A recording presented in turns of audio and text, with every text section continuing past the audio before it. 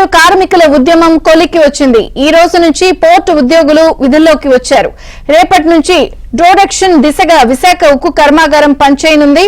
One time settlement దిశగా కార్మికులు అడుగులు వేస్తున్నారు. ఇక గత 41 రోజులు ప్రస్తుతం 20 రోజులుగా చేస్తున్న ఉద్యమానికి ఉద్యోగులు స్వస్తి పలికారు.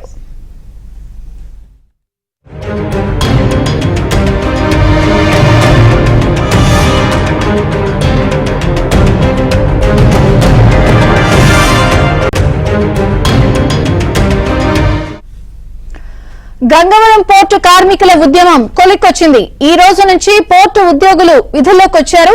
రేపటి నుంచి ప్రొడక్షన్ దిశగా విశాఖ ఉక్కు కర్మాగారం పనిచేయనుంది. వన్ టైం సెటిల్మెంట్ దిశగా కార్మికులు అడుగులు వేస్తున్నారు. ఇక గత 41 రోజులు ప్రస్తుతం 20 రోజులుగా చేస్తున్న ఉద్యమానికి ఉద్యోగులు స్వస్తి పలికారు.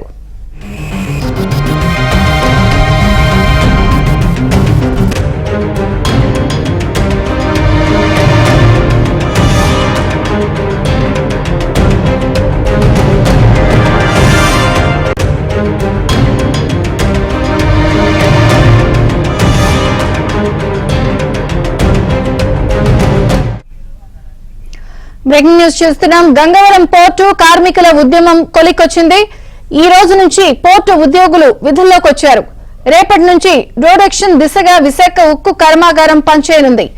వన్ టైం సెటిల్మెంట్ దిశగా కార్మికులు అడుగులు వేస్తున్నారు. ఇక గత 41 రోజులు ప్రస్తుతం 20 రోజులుగా చేస్తున్న ఉద్యమానికి ఉద్యోగులు స్వస్తి పలికారు.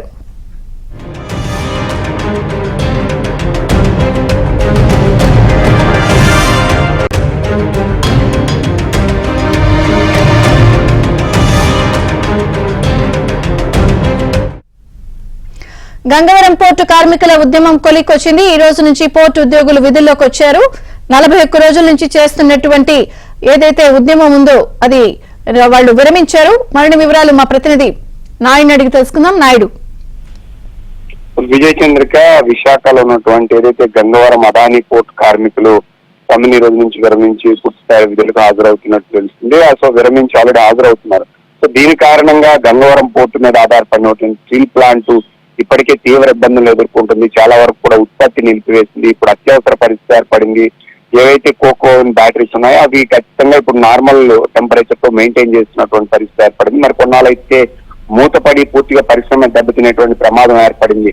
అయితే ఇటువంటి పరిస్థితిలో గంగవరం పోర్టు కార్మికులు ఏదైతే సమ్మె విరమించారో అది ఒకవైపు కార్మికులకి లాభంతో పాటుగా ఇటు ప్రధానంగా స్టీల్ ప్లాంట్ కి ప్రయోజనం చేకూరిందని చెప్పొచ్చు. ఎందుకంటే ఉత్పత్తి చేయడానికి కావాల్సినటువంటి సుమారుగా 60,000 టన్నుల కుకింగ్ కోల్ ప్రస్తుతానికి అదానీ పోర్టులో వచ్చి ఉంది. అది అక్కడి నుంచి కన్వేయర్ బెల్ట్ ద్వారా కేవలం అక్కడ సరఫరా చేసే ఉత్పత్తి ప్రారంభమవుతుంది.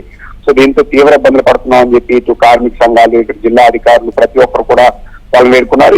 ఇంతలో ఇప్పుడు కార్మిక సంఘాలు కొంతవరకు ఏవైతే అది మొదట్లో పెట్టినటువంటి డిమాండ్లకు కొన్ని తగ్గించుకొని స్టీల్ ప్లాంట్ కోసమే కొన్నిటికి మేము విధులు హాజరవుతున్నామని చెప్పి చెప్పడం జరిగింది. అయితే పోర్టు ఏదైతే అదానీ పోర్టు ఉందో అదానీ పోర్టు వాళ్ళలో కొన్ని మాత్రమే అంగీకరించింది. మిగతాది కేవలం ఏంటంటే ఇక్కడ స్టీల్ ప్లాంట్ ని పడుతున్నటువంటి ఇబ్బందులను దృష్టిలో పెట్టుకునే కార్మికులందరూ కూడా ఈ నిర్ణయం తీసుకున్నట్టు మనకు తెలుస్తుంది. ఈ రోజు నుంచి వాళ్ళకి విధులుగా హాజరవడంతో పాటుగా వెంటనే కన్వేయర్ బెల్ట్ ద్వారా కూడా అక్కడ ఉన్నటువంటి కుకింగ్ కోల్ ని స్టీల్ ప్లాంట్ కి తరలిస్తున్నారు. అక్కడి నుంచి ఈ రోజు మధ్యాహ్నం తర్వాత నుంచి పూర్తి స్థాయి ఉత్పత్తి అనేది ప్రారంభించడానికి కావాల్సినటువంటి ఏర్పాట్లు కూడా స్టీల్ ప్లాంట్ అధికారులు చేస్తున్నారు. విజయ చంద్రిక.